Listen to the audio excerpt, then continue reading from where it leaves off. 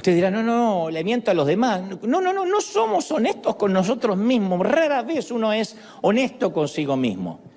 Porque nadie quiere decir las banderas de todo el mundo. Pero mira qué lindo: México, Colombia, Honduras, USA, Nicaragua, Guatemala, Puerto Rico, El Salvador, Colombia, Ecuador, República Argentina. ¡Qué lindo! Ese aplauso que no decaiga. Todo el mundo, Nicaragua, ya lo dije. Gracias por estar. Asia, África, América, Oceanía, Europa, conectados en vivo, y que el aplauso no decaiga para dar recibimiento a la gente del resto del planeta, del resto del globo. Mira la cara de este, lo feliz que está con la bandera estadounidense. Dios te bendiga, Dios te guarde, gracias por estar. Aquí te cuento, le cuento a los que están del otro lado, conforme los usos horarios, puede ser de día, de tarde, de noche. Hemos cantado, hemos adorado, hemos celebrado, hemos pasado por todos los estados emocionales y espirituales, pero ahora estamos conectados porque en momentos ya estamos listos para recibir el mensaje de la palabra de Dios. Y gracias por estar ahí. A toda la gente maravillosa que nos mira, que se conecta desde distintas partes del globo, y estamos realmente felices. Que Dios te bendiga, que Dios te guarde. A los que están esperando una palabra de bendición, nosotros esperamos una palabra de bendición, ¿sí o no? Eso es algo maravilloso.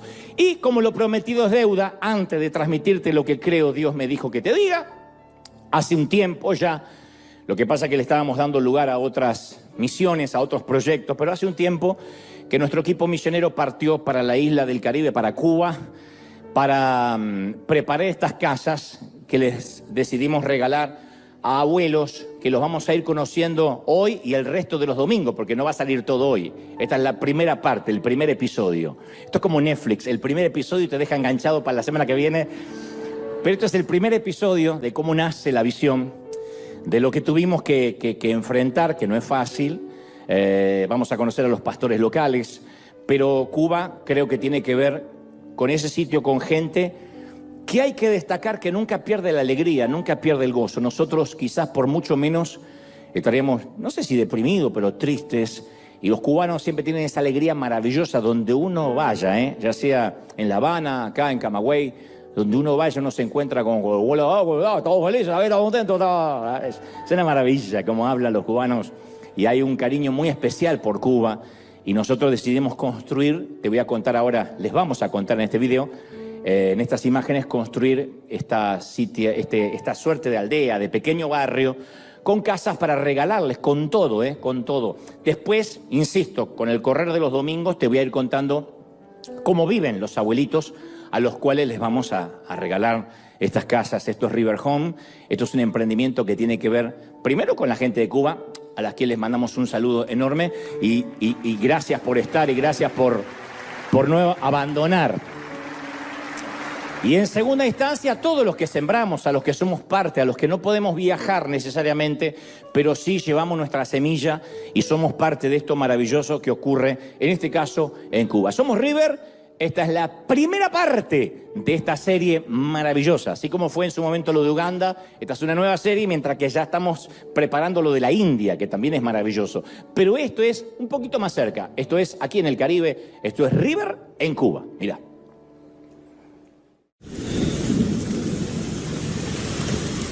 Dios les bendiga a todos. Mi nombre es Dixie Ramos. Mi esposa es Nidia Rodríguez. Somos pastores aquí en esta parte del norte de Camagüey, y la iglesia se llama Casa de Oración. Hubo un momento en la historia de la construcción de las casitas que no todo fue gloria, no todo fue aplauso. Hubo un momento de lágrimas, hubo un momento de tensiones cuando fuimos llamados por las autoridades que teníamos que parar la construcción, que no podíamos seguir la construcción y que bajo ninguna circunstancia podíamos seguir. Literalmente no pueden seguir construyendo. Y yo como pastor dije, no, tenemos que dar un paso firme adelante porque ese es nuestro campo de lenteja. Y yo siempre he dicho que tenemos que defender, porque detrás de todo eso está la ayuda de un anciano, de un niño, de gente que oran, desde que se sacrifica para ver realidad esos sueños. Nosotros decíamos, no, nosotros no podemos abandonar eso.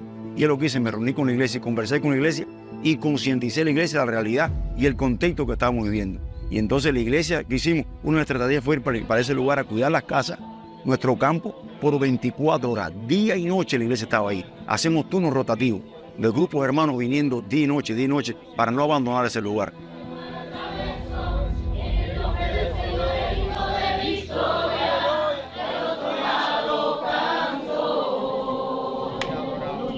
Toda la iglesia se puso a la expectativa, ¿qué va a pasar? También decía, no te preocupes, vamos a estar orando y todo clamando para que el plan fuera perfecto.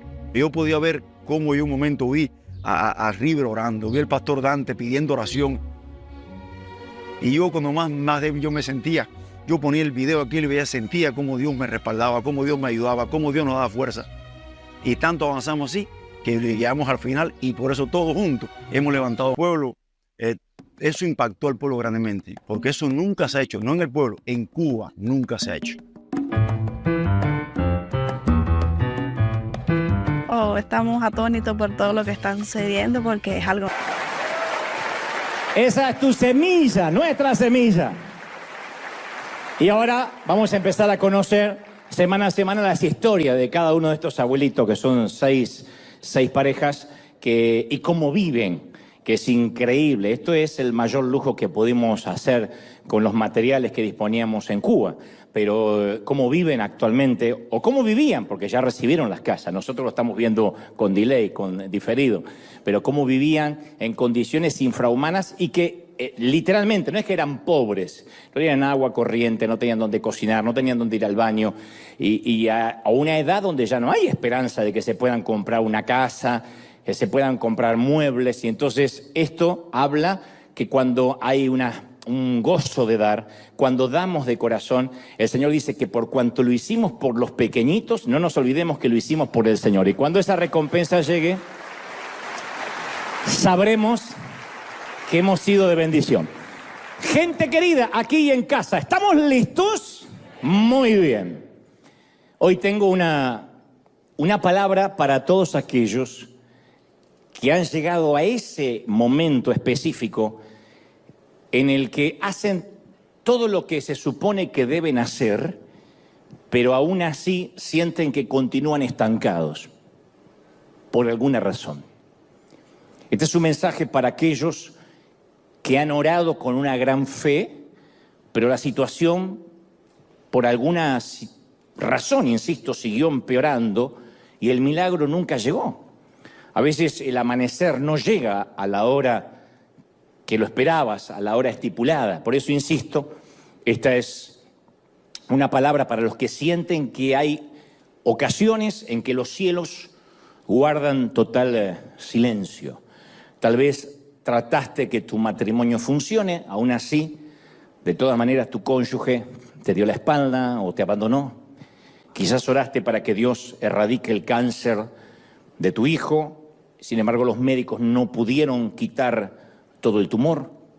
Es posible que, no sé, te lanzaras en fe para comenzar un nuevo negocio, un nuevo emprendimiento, creyendo que Dios te llamaba a hacerlo, pero poco después el negocio fracasó y quedaste más endeudado que antes. Y te preguntas, ¿Dios me habló o creí haber escuchado a Dios? En resumen, ¿qué es lo que está fallando? ¿Por qué estoy estancado? Hace poco un amigo me preguntó, si Dios quiere bendecirnos a todos, ¿por qué a veces algunos entramos en esa temporada en la que todo parece que se detiene? Independientemente de que seamos piadosos, de que seamos fieles, hay una temporada que parece que todo se detiene. Hace poco una dama también me escribía y decía, yo vivo de crisis en crisis. Escribía en las redes y decía, cuando parece que me voy a reponer de la muerte de mi madre, recibo un revés económico. Cuando me repongo, parece, de esa crisis financiera, me entero que mi hijo está envuelto en drogas. Y cuando trato de lidiar con mi hijo, me percato que mi esposo me está engañando. Entonces, literalmente, decía ella, parece que el universo se hubiese complotado para hacerme la vida imposible. Y luego agregaba, perdí mi capacidad de pelear, no tengo energías. Y yo entendí que esta mujer realmente estaba bajo fuego, estaba bajo ataque, como a veces nos pasa. Y yo no quisiera aventurar un diagnóstico apresurado, porque sería torpe, porque entiendo que cada caso es único, es singular. Pero yo me atrevo a arriesgar que la mayoría de los casos que viven en un ataque, bajo ataque continuo, que ni siquiera tienen una semana de tregua, gente que dice, yo vengo de años de ataque, de estar bajo fuego en cualquier área de la vida. Mi humilde criterio es pensar que muchos de ellos, si acaso todos, los que están bajo ataque, se han movido del centro de la voluntad de Dios para sus vidas. Ahora, yo no estoy implicando que Dios digita nuestra vida como si fuéramos robots, que Dios dice con quién tengamos que casarnos, nos dicta con quién tenemos que salir, cómo vestirnos, en qué oficio trabajar, qué comprar en el mercado. A lo que me refiero es que cuando tomamos una mala decisión, nos movemos de las asignaciones divinas, eso puede alejar el favor de Dios sobre nosotros. La historia es testigo cuando muchos deportistas, estando en la cima de su carrera, firmaron un contrato equivocado. Y ese clic les hizo un cambio de dirección que los llevó al olvido en el mejor de los casos. En el peor, no pudo jugar más. Mandatarios que estamparon su firma en un decreto incorrecto y le costó la carrera política. Actores que eligieron un pésimo guión y una mala película los echó en el olvido. Boxeadores que subieron a pelear cuando debieron haberse retirado a tiempo y fracasaron. Predicadores, pastores que emprendieron un proyecto faraónico que no nació en el corazón de Dios y terminó endeudado él, enfermo y con la iglesia dividida. Entonces lo que trato de decir es que si uno quiere experimentar lo que es vivir bajo el favor de Dios, no podemos obviar ciertas decisiones que son fundamentales. Habiendo hecho esta introducción, yo quiero contarte algo más. Y ahora retomamos esto de la gente que puede que se sienta estancada. No es un secreto que a mí me fascina relatar historias o me fascina escribirlas. No sé si es un don, pero por lo menos un hobby que disfruto mucho. Creo que una de las artes más difíciles es captar la atención del público y llegar al alma a partir de un relato, ¿no? De articular una historia. Y un querido amigo que alguna vez te presenté y estuvo aquí, a quien también le mando un saludo a la distancia, que conoce mi debilidad por las historias, me provee de algunas de ellas. Y hace muchos años, él se llama Italo Frioli, hace algunos años me llamó y me dice, él tiene una voz siempre de locutor cuando habla, como si estuviera hablando Dios a Moisés en la zarza, ¿no? Dice, Dante, tengo una historia que con tu estilo podrías sacarle buen jugo. No dijo, tengo una historia, no, tengo una historia. Entonces uno cuando él habla, uno dice, sí, señor, habla Dios, es así. Hay voces que son así profundas, bíblicas casi, ¿no? Epifánicas. Él dice, tengo una historia que estoy seguro que podrías sacarle el jugo. Él solía siempre regalarme algún detonador, especialmente cuando yo comenzaba a predicar hace casi 30 años atrás, me enviaba cassettes. Para el que recuerda lo que es un cassette, como digo siempre, ya está en edad de hacerse una colonoscopía anual. Y en ese cassette, o en lo que me daba, era un disparador, era una suerte, a veces una bala de plata, con la cual yo, a partir de ahí, yo podía articular y desarrollar un mensaje. Y recuerdo que él llamó a esta historia que te voy a compartir en segundos, los Goldstein. Pero yo imaginé otro apellido judío más sencillo de memorizar y rebauticé esta historia como el curioso caso de los Cohen. Y a partir de ahora, a partir de este momento exacto, de manera arbitraria, de manera intencional, voy a tomarme la licencia de salir de la exégesis bíblica, o sea, de la interpretación literal de la Biblia, y quiero que me acompañes a conocer a esta familia muy particular. Es una crónica en la que todo el contexto histórico que rodea a esta familia tan singular nos dice que es muy posible que esto haya ocurrido, y lo cierto es que cada vez que me toca relatarla, literalmente me hiela la sangre. Este es uno de los mensajes que yo les llamo clásicos, porque alguna vez hace 16 años atrás me tocó predicarla en la Catedral de Cristal, con algunos cambios obviamente. El caballero de nuestra historia porta una clásica barba ortodoxa, un sombrero que heredó de su padre, se llama Felipe, su mujer se llama Rebeca, son padres de 4 niños, como se ven, Salomé, de 12, Tiago o Santiago, de 10, Abilén, de 7, y Aziel, que tiene 3. Los Cohen son una típica familia judía. Felipe trabaja en la ganadería, es muy devoto, es muy temeroso de Dios, y en los ratos libres les cuenta a sus niños historias de su pasado como esclavo del faraón, cuando ellos aún no existían. Rebeca conoció a su esposo en Egipto, dicen que se enamoró perdidamente y tuvieron a estos 4 críos en el desierto.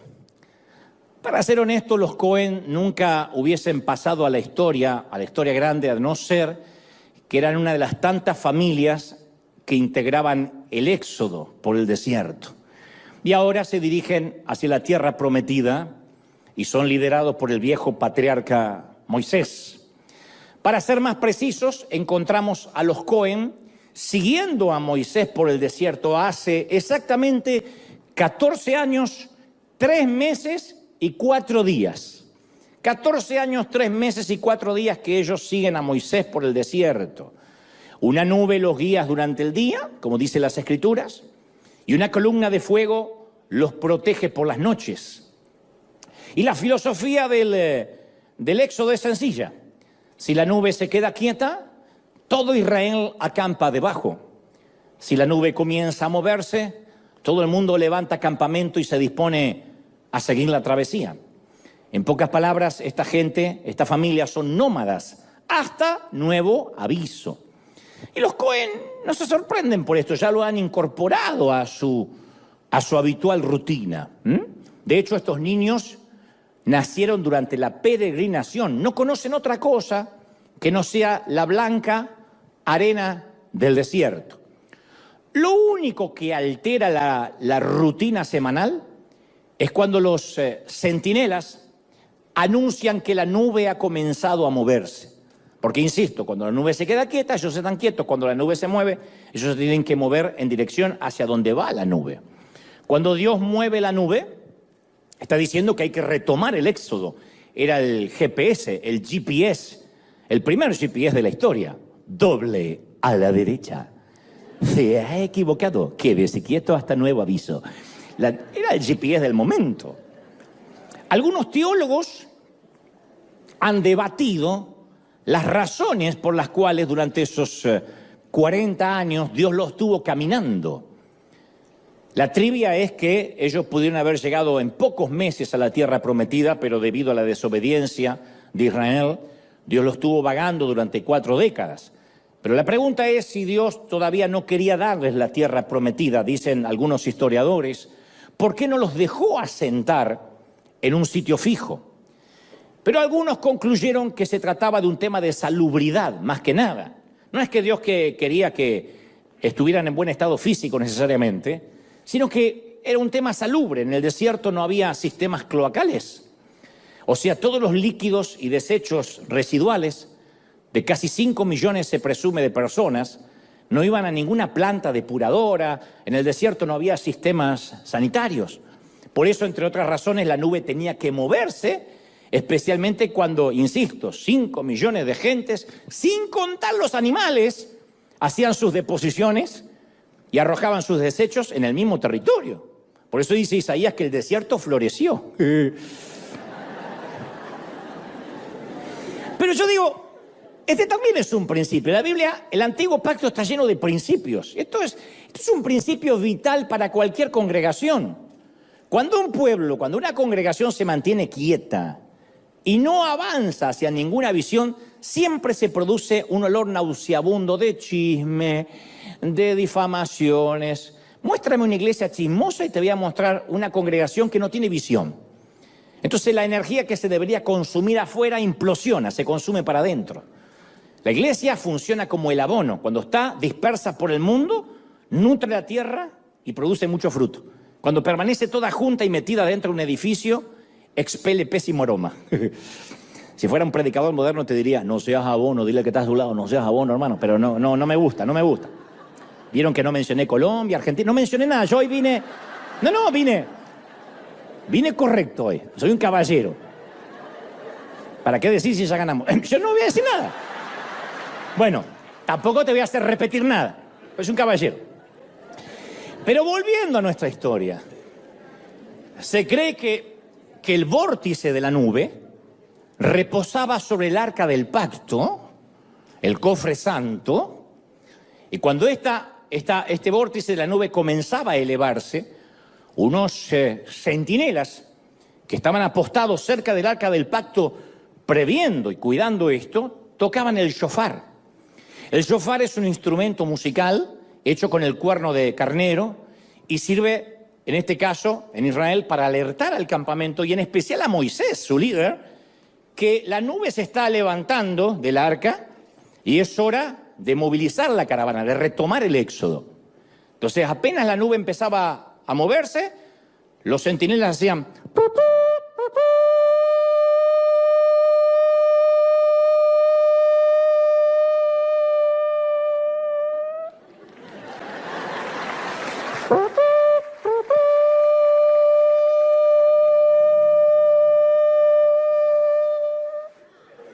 Y cuando el patriarca oía el sonido, cuando Moisés oía el sonido del shofar, comenzaba a arengar el pueblo con una cantilena judía. La cantilena es el ritual que usan los hebreos de recitar las escrituras. Se usa en Israel hasta el día de hoy, cantando a modo de liturgia. Es una manera de memorizar la Biblia. No es algo que hacemos en Occidente, pero los hebreos acostumbran a leer los versículos, las escrituras, en este caso la Torá, cantándola para memorizarla. Y Números 10:35 relata cómo era esa copla. Cuando el shofar sonaba, Moisés, dice que la Biblia dice que cuando el arca del pacto se movía, Moisés decía: levántate, oh Jehová, y se han dispersado tus enemigos. Levántate, Israel. Así era la voz de Moisés. No era Pavarotti. No es que decía, no, era judío.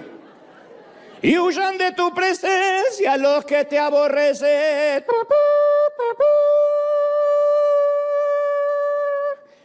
Así que posiblemente así funcionaba el sistema de comunicación en un tiempo, obviamente sin megáfonos, sin celulares, sin amplificadores, obviamente sin mensajes de texto.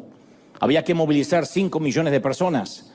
La nube se levantaba lentamente del arca, los centinelas tocaban el shofar y Moisés, que estaba allí cerca, entonaba su cantilena, su cantata judía.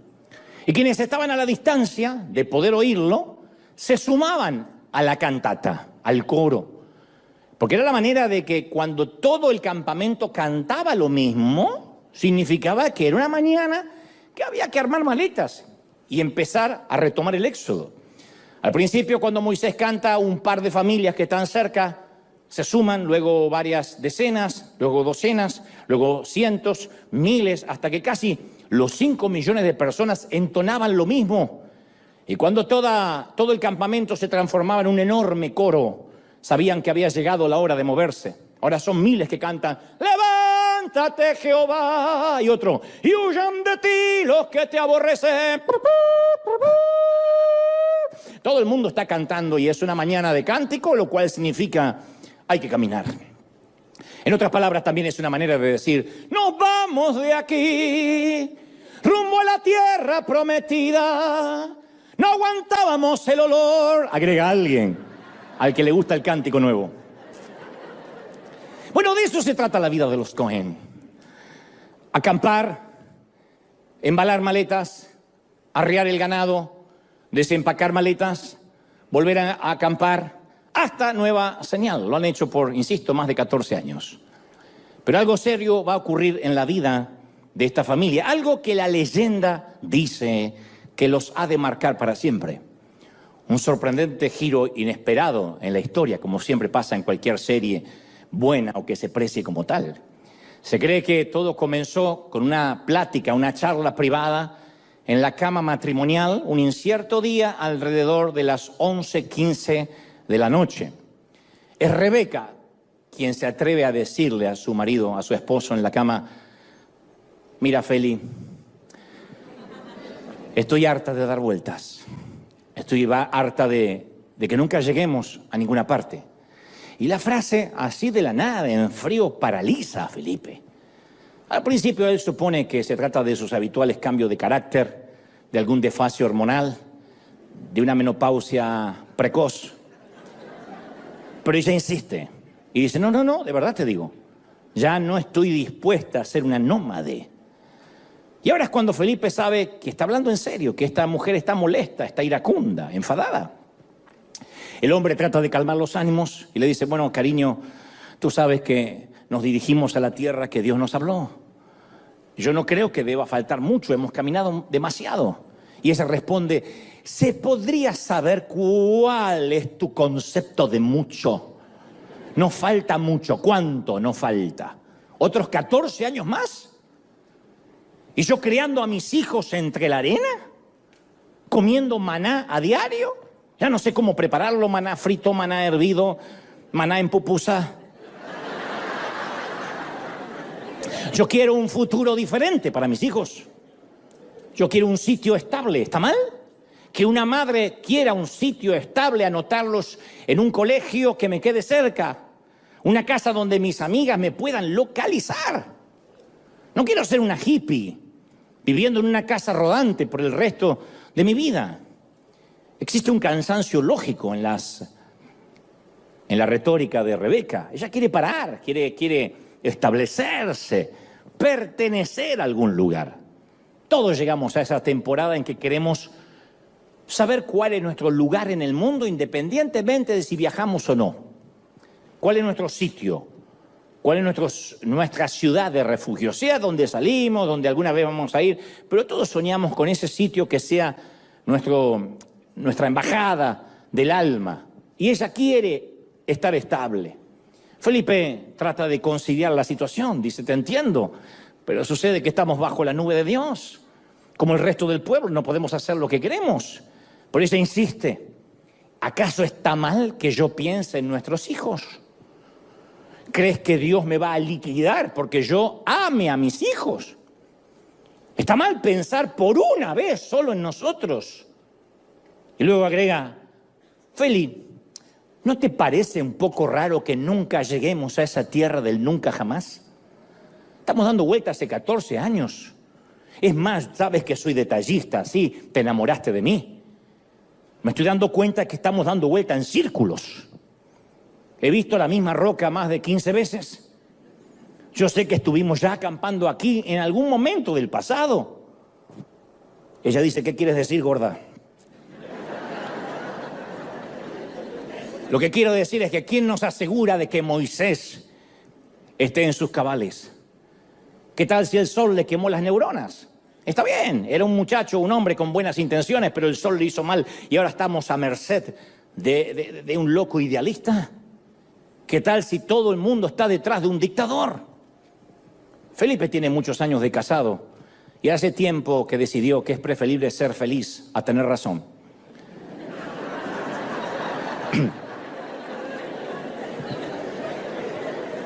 Rebeca ya no quiere avanzar con la caravana. Quiere quedarse aquí y no hay más nada para debatir. Y finalmente, antes de apagar el velador, la luz del velador da su veredicto y su sentencia. Dice, Felipe, lo que te digo es que cuando la nube vuelva a moverse puedes ir tú solo. Eres adulto. Pero yo y los niños nos hemos de quedar aquí. Pasan 2 días de esa plática, 48 horas. Felipe tiene la esperanza de que Rebeca solo haya tenido una mala noche, una mala jornada. Pero después de 48 horas de esa plática, una mañana,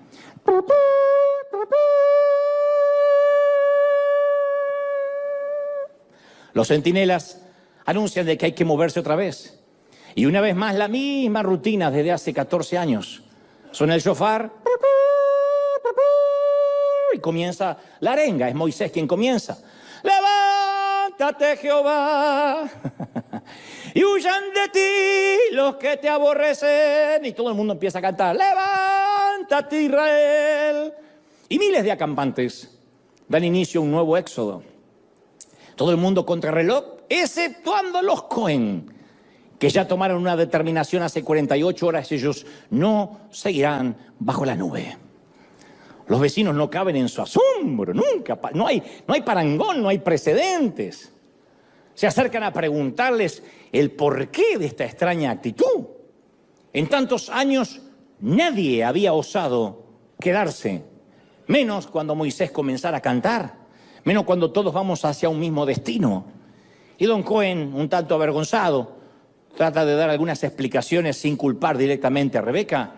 Dice, no, es que estamos cansados y, bueno, no comparto la visión de la mayoría.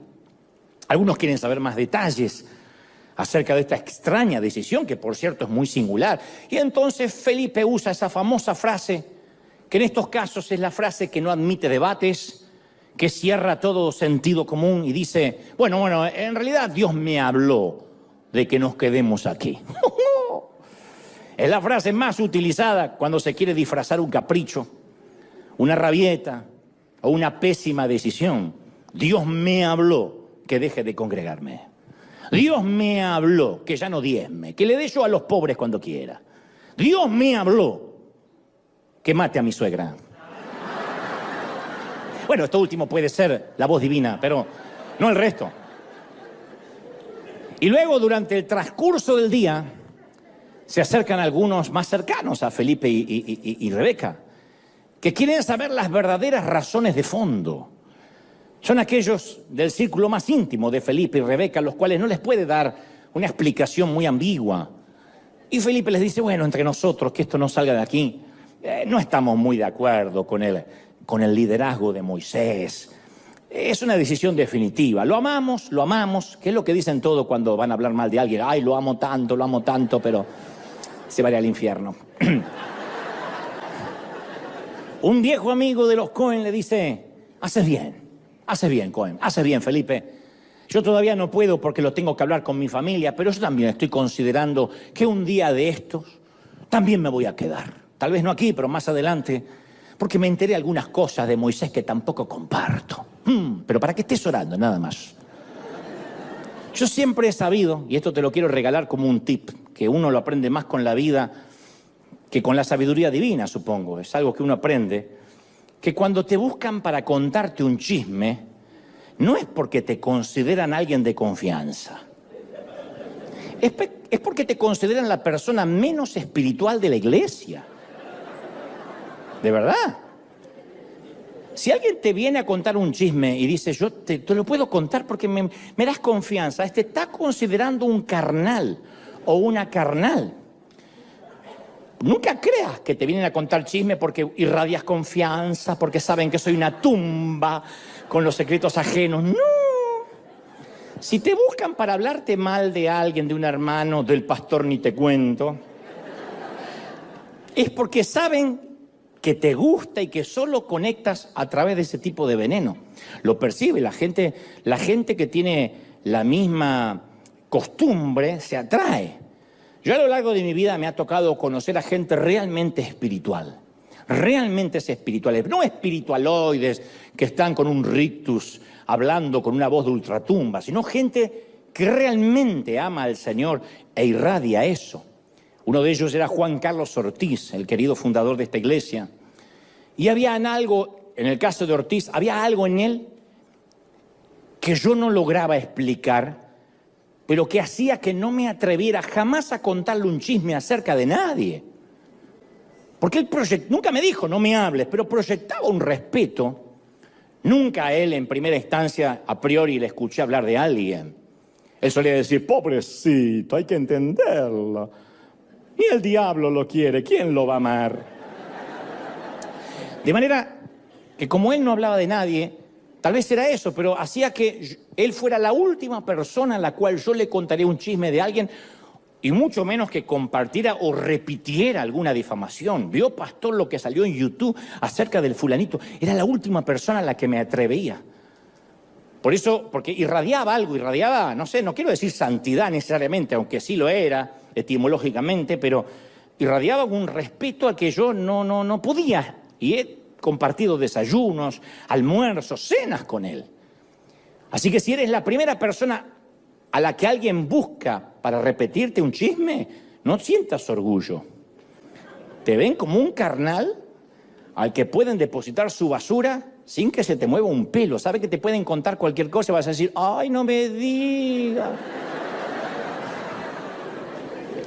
Suelta la sopa. De hecho, te cuento, cuando en algunos momentos, en algunas temporadas de mi vida, alguien me vino a contar un chisme,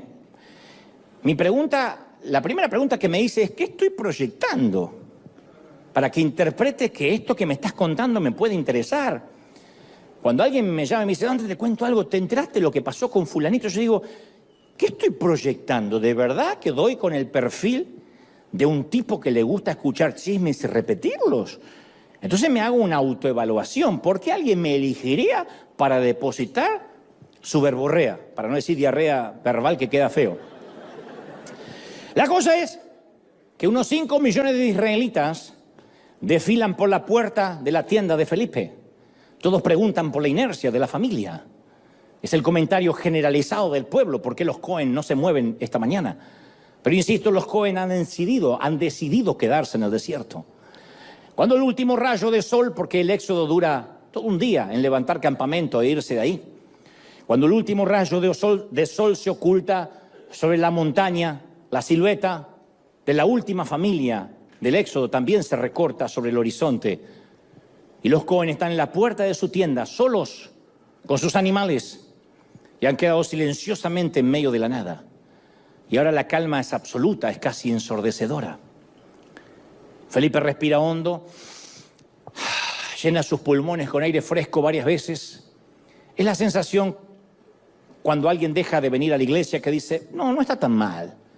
Y razona, no fue tan mala decisión después de todo, Rebeca tenía razón. En primera instancia ya no tienen que estar esperando que una nube les diga lo que hacer, ya no tienen que depender de un GPS, tampoco dependen de Moisés ni de su ocasional locura, si acaso lo estuviera. No tienen que soportar a vecinos molestos, a la chismosa de enfrente, al que canta por las mañanas mientras se ducha. Acaba de oscurecer, porque insisto, tardó todo un día el éxodo para moverse de ahí. Y ya deberían estar en la cama. Rebeca casi no habla, Rebeca sonríe, agradecida por el apoyo incondicional de su marido en una decisión tan trascendente. Dice, por fin, me hizo caso en algo. Hasta que Salomé, la niña mayor de 12, por primera vez pronuncia una frase que jamás dijo en sus 12 años de vida, nunca. Dice, mamá, hace un poco de frío, ¿no? Es cierto, la temperatura no ha dejado de bajar esta noche. Rebeca abriga a sus pequeños, le agrega una manta al pequeño Aziel, de 3 años, que no para de temblar tampoco. En cuestión de minutos el frío se torna insoportable. Apenas desapareció el sol, empieza a bajar de manera meteórica la temperatura. Pero estoy hablando de ese frío que atraviesa los huesos, que se mete por los huecos de la tienda, que no se pueden paliar ni siquiera con una fogata. Al principio, los detractores de las Escrituras, especialmente los ateos o los escépticos, afirmaron que nunca existió un éxodo, porque ellos afirmaban que ningún mortal hubiese resistido las altas temperaturas diurnas del desierto y las bajísimas temperaturas nocturnas habituales en el desierto. Así como que durante el día te puedes insolar, en el desierto durante la noche literalmente te congelas. Entonces siempre alegaron, es imposible que hayan sobrevivido 5 millones de personas, no tenían los trajes térmicos necesarios para las noches. Lo que no sabían los ateos, y tampoco lo sospechaba por lo que veo los Cohen, es que la nube de gloria de día, de noche, era columna de fuego. Y eso mantenía la temperatura ideal del ambiente. La columna de fuego calefaccionaba a todo el campamento. Ahora que la nube se fue con el resto de Israel, por lo tanto no hay calefacción en esta primera noche para la familia. Los Cohen acaban de perder el fuego. Esa es la primera señal de salirse debajo de la voluntad de Dios. Acaban de perder el fuego. Yo siempre mantuve la idea que en términos espirituales nadie se enfría de la noche a la mañana. No existe aquella falacia de fulanito cayó en pecado, porque cayó, parece como que la culpa es de un pozo que alguien hizo. Iba por la vida, el gozo del Señor. ¡Ah! Cayó. La frase sería, entró en pecado, no cayó. De otro modo, la culpa sería de alguien más, no del que peca. Porque habría que arrepentirse de alguien que puso un pozo en el camino. Entonces los grandes derrumbes siempre son precedidos por pequeñas grietas, siempre. Una decisión nimia logra que un día nos congelemos el alma. Nos permitimos una mala maniobra, una discusión que no debimos tener, y una noche descubrimos que nuestra vida de oración es raquítica. Tratamos de hilvanar alguna que otra frase, ordenándole a la mente que no se distraiga hasta que finalmente nos quedamos dormidos, y esa es nuestra vida de oración. No nos enfriamos de la noche a la mañana. El fuego de la presencia divina es un añorado recuerdo de aquellos días del primer amor. La Biblia, aunque intentemos leerla, se torna monótona, sin sorpresas. Los pasajes que hasta ayer nos alentaban, hoy son oscuros, jeroglíficos sin sentido. Y siempre, por las noches, nos va a parecer mucho más atractivo cualquier bodrio que se estrene en Netflix antes que escuchar una canción cristiana o leer la Biblia. Los sermones no nos atraen como antes, nos resultan predecibles, redundantes, ya nada nos nutre, ya nada nos alimenta. La alabanza nos empieza a sonar insípida, tratamos de llegar un poco más tarde para no aguantarla tanto. Perdemos el sentido de congregarnos y razonamos y decimos, bueno, si en la pandemia no necesité congregarme o sobreviví sin congregarme, no veo la razón por la cual ir a una iglesia ahora. Y esto es para cualquier parte que me estén viendo desde el mundo. Hay mucha gente que se ha dejado de congregar. Dicen, no hay razón, congregarse no salva. Y es verdad, pero sí enfría. Cuando apartas un leño del resto de los leños, del resto de la leña, empieza sí o sí a apagarse. Un domingo descubrimos que nos cuesta un esfuerzo sobrehumano el solo hecho de alistarnos para ir a la iglesia. Y ese día comenzamos a morir un poco. El frío nos comienza a congelar el corazón. Perdimos el fuego como los Cohen. Los Cohen pasan la peor noche de su vida, la más gélida, la más frígida, la más glacial. Y los primeros rayos de sol que se asoman, presumo, 5:30, 6 o 5:45 de la mañana, son como un regalo esperado. Rebeca sale envuelta en todas las mantas que tenía a buscar el maná diario, el desayuno. Ella piensa, bueno, hemos pasado una noche de frío, pero un desayuno nutritivo, frugal, nos va a devolver el alicaído ánimo a toda la familia después de una pésima noche. Pero la mañana le tiene reservada otra amarga sorpresa a Rebeca. Tampoco hoy hay maná para el desayuno. Y Felipe dice, es imposible que no haya maná. Busca bien, tiene que haber caído con el rocío de la madrugada. No. Pero si en 14 años nunca nos faltó de comer. Lo que ignoraba Don Cohen y Rebeca es que el maná provenía de la nube. No nube, no maná.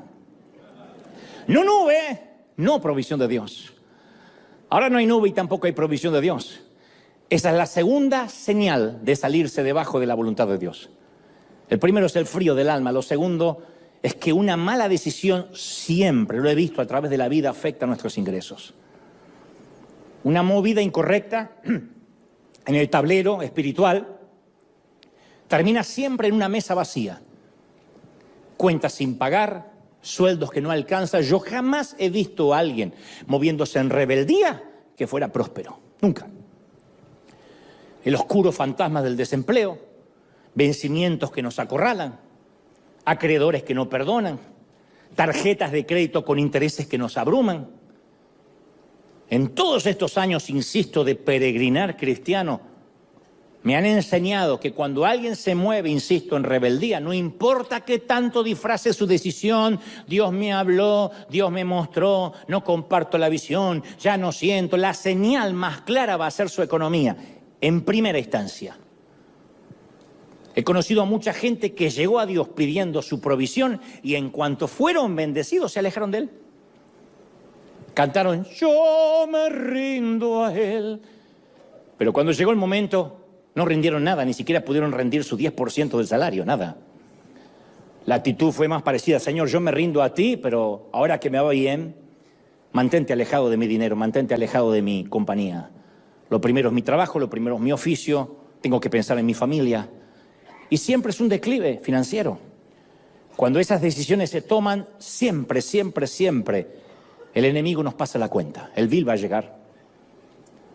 No nube, no provisión de Dios, no hay misterio. A veces uno dice, ¿por qué estoy estancado? Porque a lo mejor trabajas todo el día, pero no tienes el favor de Dios. Y sin el favor de Dios uno puede trabajar, esforzarse y un día nos roban todo. Sin el favor de Dios un día se nos puede quemar lo que no tenemos con el seguro. Los empleados renuncian, nos roban, perdemos clientes y uno dice, ¿por qué? Como dije al principio, estoy estancado. Bueno, lo que trato de hacer ahora juntos es que hagamos una arqueología personal, que busquemos si acaso no tomamos una decisión equívoca. No nube, no provisión de Dios. Pero dice la leyenda que Felipe tenía corazón hispano. Y un hispano está acostumbrado a sobrevivir con poco gente. Entonces dice Felipe, bueno, está bien. No hay problema, no hagamos un drama de esto, Rebeca. Tal vez Dios quiere que ayunemos. Por eso hoy no ha caído maná. Porque Dios nos pide ayunar. Pobre Felipe cree que Dios está tratando con ellos. Y entonces dice lo que todos los que desobedecen dicen en alguna ocasión. Dicen lo que le gustaría que Dios dijese, pero que Dios no está diciendo. Increíblemente, él le llama a esto un trato de Dios, cuando no tiene nada que ver Dios. Esto es una situación que él generó. Cuando a uno le va mal y se estanque, las cosas no funcionan, dice, no es que Dios me está tratando y probando. A veces puede que sí. Una gran mayoría de veces puede que ni tenga que ver, como digo siempre, ni Dios y mucho menos el diablo. El diablo me está atacando. El diablo dice, ¿qué me dices a mí si tú te decidiste quedar, viejo?